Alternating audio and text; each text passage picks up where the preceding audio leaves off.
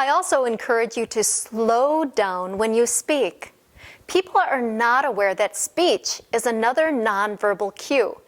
We form an impression when we hear someone speak, and this goes way beyond the words that they use. So if you're listening to the qualities of speech, like how fast someone is talking, what's their pitch, what's their range, all of these things are nonverbal cues that tell us about how somebody feels. When people feel powerless, they speak much faster. They rush through their comments. When they give a talk, they speak way too fast because they're a little nervous or a lot nervous. And they just really want to get the heck out of there. And so they're taking up very little temporal space, just like they're taking up very little physical space. So slow down your speech and pause. Speaking fast is a subordinate trait. Now think of the times when you may have spoken fast. You're trying to get all of the words in before someone is going to interrupt you and cut you off.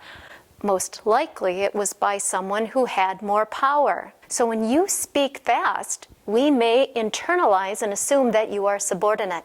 Pauses are incredibly powerful. They act as a punctuation mark to tell somebody that, hey, this is an important point.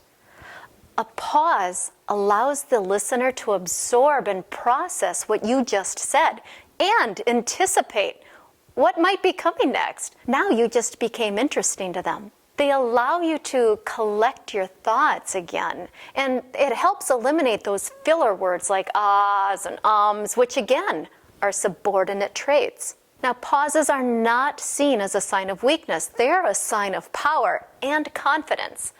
But people often fail to pause because they're uncomfortable with that open space.